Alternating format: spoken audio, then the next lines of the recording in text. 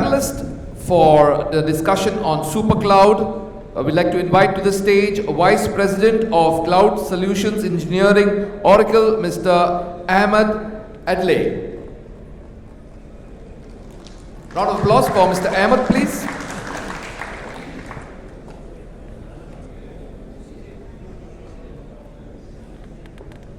Joining them on stage is Director Solutions Marketing, Cloud and Digital Infrastructure, EAN Enterprise, Alimullah Khan. Please a nice round of applause as Mr. Alimullah Khan heads to the stage.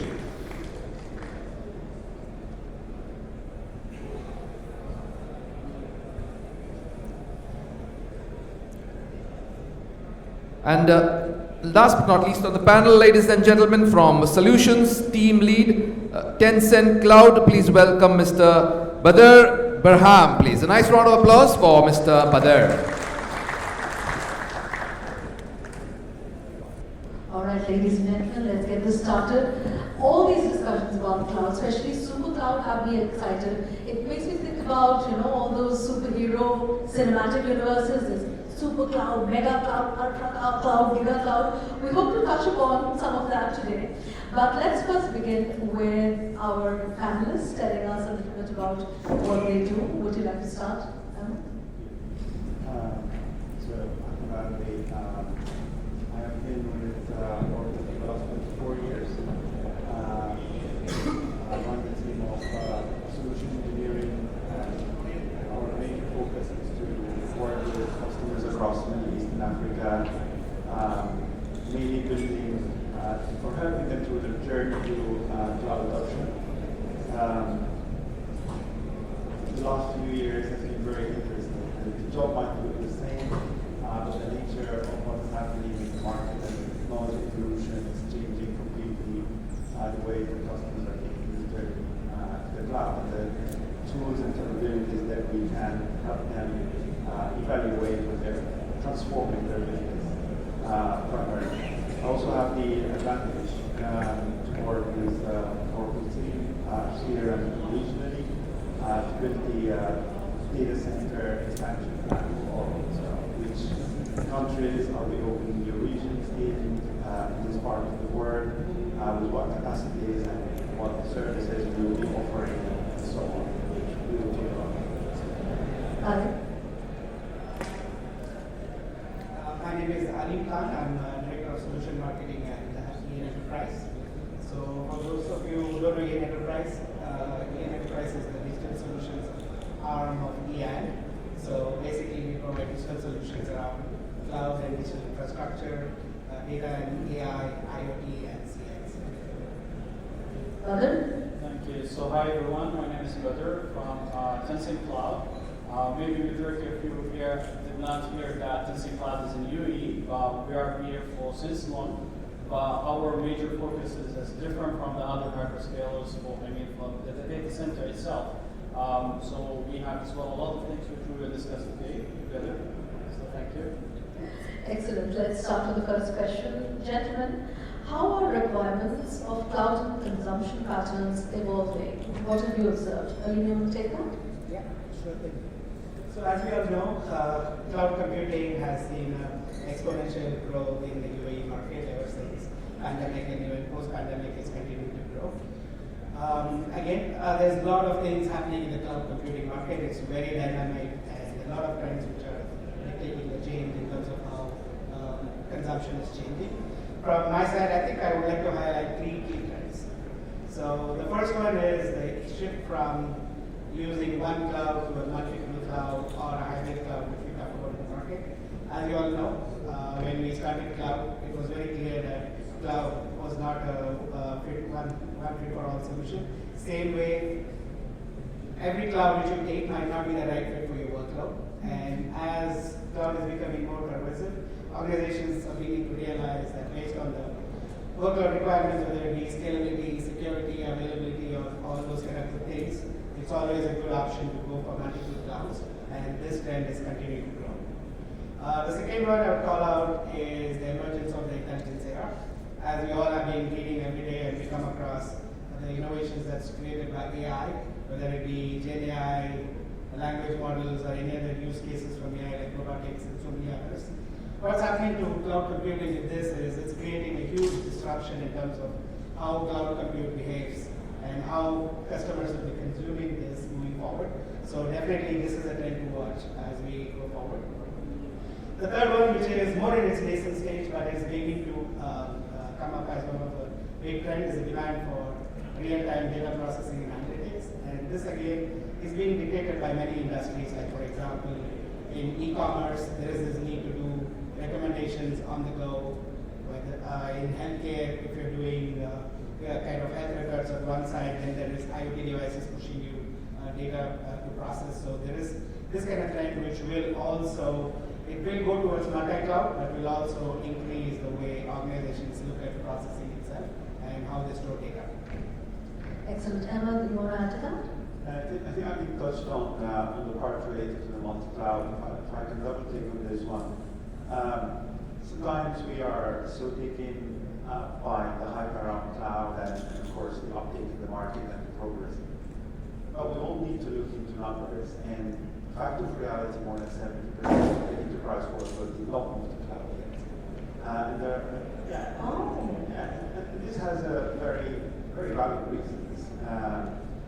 Either it is related to the nature of the data or the applications that cannot leave the data center, or it has strict security requirements for one reason or the other, or it has a very high performance requirements that cannot be met with the traditional hyperscaler solutions, with all the technologies around virtualization and so on that might not provide the same performance that these mission-critical applications are getting from running on-premise. So that the change that is happening now is how cloud solutions can evolve through more of the multi-cloud is modern, but distributed cloud as well, in terms of how can I have a unified cloud strategy that I can take some of my workloads to public cloud, which suits the public cloud, but some of the workloads I need to run on a private cloud. Best of both worlds. Best of both worlds, but at the same time, it doesn't look shiny only, because when you have public and private in the form of a distributed cloud, then you have different technologies between the two platforms. You start to face challenges, and you need skills, and you need to manage tools, and you need to manage environments with completely different mechanics. So now the trend that everyone is focused on is how we can provide solutions for customers and for users to build a true multi-cloud hybrid cloud strategy, but at the same time have a unified user experience and unified technology. So the ultimate objective is I want to run, for example, a specific workload in my data center on a private cloud. Like I have a spike during Christmas or during one of the high seasons. I can burst or I can expand by using public cloud capacity for a specific period, and then I scale back. Previously, we all talked about cloud and scalability and so on within public cloud. Now, public cloud is great, you can scale up and down and so on, but that assumes that everything is on public cloud. So now, solutions and technologies providing this homogeneous technology between public and private scenarios is what the customers are looking for. And the good thing is it's serving as well the concept of the journey for customers. A lot of the customers, sometimes it's not very easy to say in public, but when you sit and take serious discussions with all the capabilities that hyperscalers can provide, EN can provide, all the very respected technology players in the room can provide, some of the customers are not ready yet. They're not signing up to go all in public cloud. So you need to give them a kind of journey. This can go to private cloud first, this can go to hybrid cloud, this can go to public cloud. That's obviously a major change in the market. All right, Badr, I'd like to bring you in now. What role do you see cloud playing in the digital transformation here in the Middle East, and how is this role going to evolve over the years? Sure, thank you. So basically, when we talk about digital transformation, it's mainly about the cloud itself, because digital transformation is going from a traditional environment and going over digital. Either you need to obtain and use software as a service, or if you want to go for deploying all of your environment in a digital way, utilizing the AI, utilizing all of the new technologies. So then the cloud is the major thing to give you containerization, modernization, to give you the scalability as well, let's say going out from putting CapEx to do OpEx. So that is one of the major things. So basically for all the companies when they need to start their digital transformation, it needs to be an easy journey for them. So the cloud can facilitate and help them to make that an easy journey. And as Mr. Ahmed as well mentioned, that journey is not straightforward directly from the traditional data center to the public cloud. We need to work with them through all the journey, and that's why we know that, for example, there's some data security or data sovereignty that need to remain reside within the data center. So then we need to have the hybrid model. So this is how the public cloud or the cloud is a major role on the digital transformation to facilitate the whole journey of digital transformation. Ahmed, I'd like to come back to you. How do you think the technologies and systems that drive cloud are changing, especially here in the Middle East? I think linking to the first point around the patterns that are changing, what we started to realize is there is already a clear demarcation that is happening between clouds that can serve specific purposes. So the public cloud, as we are all visualizing, can definitely help the businesses who are pointing to the cloud or cloud native or modernizing or doing digital transformation of some of their existing systems. But that started to evolve as serving mostly the commercial sector. There's a now clear demarcation that, for example, the public sector and the focus on, especially because of the geopolitical situation in the region and so on, that's driving a much higher demand or need for sovereign cloud. And sovereign clouds require not only a higher level of security, but there's a much higher level of governance in the hand of the government and the public sector here, how they can control what can be deployed, what not can be deployed. For example, if you take the standard offering Oracle, it's a copy-paste running across the world. But if you want to have this to serve the sovereign requirements, then you start allowing customization and changes in the way you're running the cloud to give the guarantees to the public sector or the government to host their cloud. The other area that is also putting a lot of focus around this, and I touched on the AI part, I'm sure the whole day has been discussion around AI. But I'll talk from the perspective of changing the nature of the needs. Previously, when you talk about the data center or the connectivity, like the previous kind of requirements for cloud, there was kind of common standards that we were looking for. The rack requirements, power requirements, connectivity, cooling, and so on. The AI and the need for a very huge GPU infrastructure, we are talking about a completely different level now of requirements in the cloud. We worked with NVIDIA, for example, a couple of years ago to design an AI supercomputer. The best that we reached back then was to build one cluster of 32,000 GPUs. 2 months back, this became history, and now it is 100,000 GPUs plus. So we're playing a catch-up game. Exactly. So, and imagine when we go for, let's say, for EN, for example, I was like, oh, we want to go in their data center. That's a whole new game for them to start catering for when it comes to data center requirements and connectivity requirements, compared to, I want to host a cloud that has racks of 12 kilowatt or 14 kilowatt of power needs. So that's a whole new game. The region here is in a very good position, I would say. I'll share something, maybe it could be a surprise for all of you. We are very used here in the region to say, these hyperscalers, they went to the UK or to Germany or the Netherlands to have their headquarters of their regions there. There is growing trend right now. The hyperscalers are coming to this part of the world because there is availability of energy available, which is helping them to expand their footprint of the data centers to serve other parts of the world on these data centers. So right now, hyperscalers are expanding here, and you ask them, is that all to serve a local demand? The answer is no. This is demand coming from Europe or even from APAC.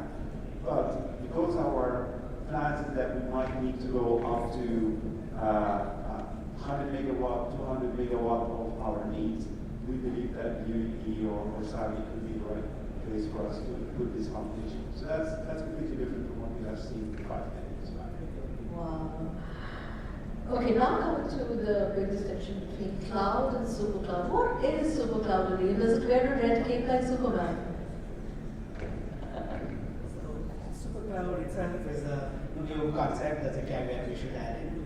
But the term super cloud can be described as converged cloud infrastructure that combines multiple clouds to form almost a unified platform, which can be accessed through a sort of abstraction layer which abstracts all other clouds which are below it and makes it easy to use. So in essence, what it does is pointing out to the points where Ahmed was making about different clouds. This combines public cloud, which can be not just one but many public clouds. It can combine private cloud, it can combine any kind of hybrid cloud, all in a way that organizations can take advantage of each of the elements of those clouds separately and specifically to that particular application. Again, like I said, this is a good concept which is being still ages to go.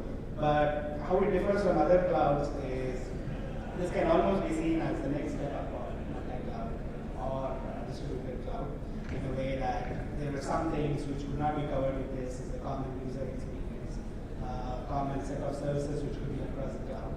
What is propagated with the super cloud definition is, first thing is there will be interoperability. So you can use any cloud irrespective of being a public cloud or private cloud or hybrid cloud.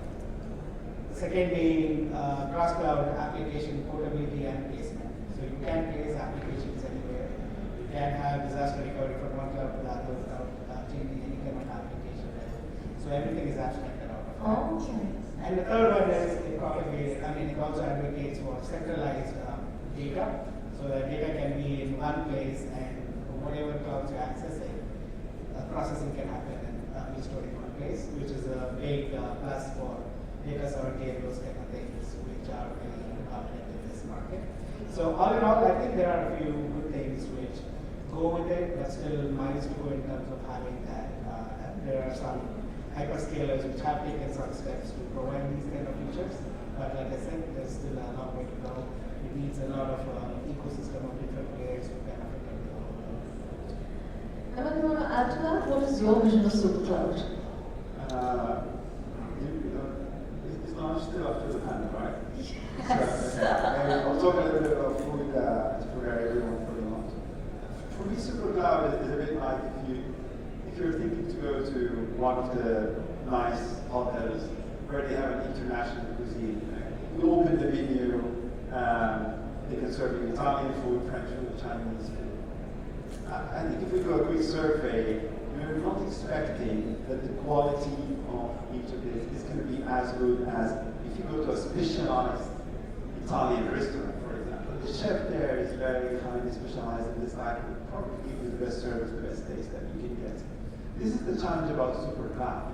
In concept, it's very nice. Yes, I would like to go to one place and I can have all the services and so on. We as Oracle, for example, we were doing that. We were trying to build a hyperscaler, has end-to-end services, SaaS, PaaS, and IaaS.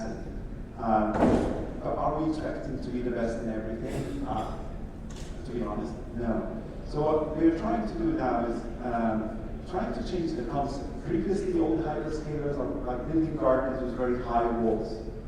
This is my garden, I'm going to do whatever I want to do with my garden. If you want to come, you come to my garden, but you don't touch the other garden. We're trying to break these walls right now. So we're trying to build partnerships with AWS, with Azure, with Google, and say, you know what? Yeah, there are some people who did the decision that they want to use AWS as some of the services, while at the same time they're using a lot of Oracle applications or Oracle databases. So let's put part of our technology in this cloud and enable the customers to have a rich set of super cloud by breaking these boundaries between the different cloud vendors and give them the best experience possible. Let them select what is the best option for them. let's not penalize them on selecting one or the other. Let's try to make it as much as possible usable across the different cloud environments, which can help customers move more and more to the cloud than the other version. So more like an Avengers assemble for cloud. All right, I'd like to bring Badr in now. Badr, what do you think? How will SuperCloud impact the usage and delivery of cloud in the Middle East over the next few years? Sure, definitely. So I agree with Sir Ahmed as well, Sari. The super app, the concept as a concept, is leveraging the ecosystem of the cloud. So when we talk, instead of multi-cloud, we say about the cloud itself to leverage an ecosystem of industrial solutions on top of the cloud to be part of the marketplace, and this marketplace to be an open marketplace, not a closed marketplace. Means you can have in every industry, as Mr. Ahmed mentioned, we cannot make everything specialized in everything. Like we are perfect at something, but we need as well to leverage the ecosystem, the open ecosystem, for the specialized partners in the ecosystem to leverage their solutions. So what the applications on top of the super app? So there is a lot of things in the super cloud. It's like one of them is the super app, for example, as a concept, we can take it.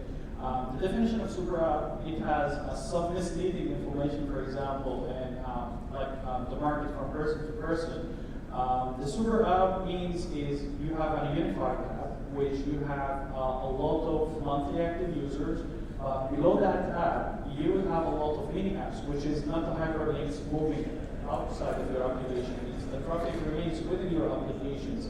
So this is like how the concept of the super app. But at the end, the super app owner is not the same owner of all of the mini apps under that super app. There is a lot of different customers or businesses which they are specialized in that service. They will host their mini app under that one super app. So this is how the concept of super cloud itself. The hyperscaler has its own ability of the cloud, and they open their borders and their garden for all of the other specialized partners to start building their solutions on top of this cloud, and then reaching out the different industry within the market. I believe in MENA region, actually there is a lot of opportunities. The market is growing and adopting all the digital transformation very fast. I don't know if you heard recently GITEX, ICB, and as well Adly have announced of the national Barham solution for recognition of the residents, which is a new trend in the world, which is more secure than the face recognition and more privacy and high accuracy, which you can process the access control and as well the payment. So there is a high adoption of the technologies and as well these ecosystem on top of different cloud providers. So this is, I believe, what is coming on in the MENA region. Alim, how do you think SuperCloud will impact the usage and the delivery of cloud in the Middle East over the next few years? What is your vision? So again, looking at the way the fundamental design of a SuperCloud, what it says is you can have interoperability, you can have data being resident in one place, you can leverage different types of clouds seamlessly without identifying places. Assuming all of those things work, there is a lot of applications where, for example, even in government, where they're launching all of these digital services. Lots of e-governance. Yes, which need data to be resident locally, apps run different types of media, different kinds of modes that deliver, even with different types of clouds. This would be a good fit. You could look at healthcare, the same problems.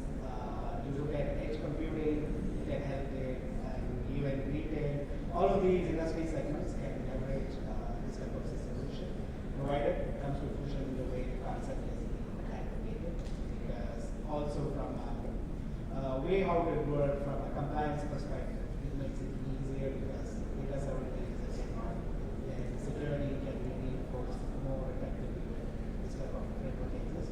And also this can be a pathway for collaboration and more, I would say, cross-border interaction in terms of building some applications and things like that is possible. So collaboration is the key word here. That is what's going to drive the growth of SuperCloud. Apart from the technology.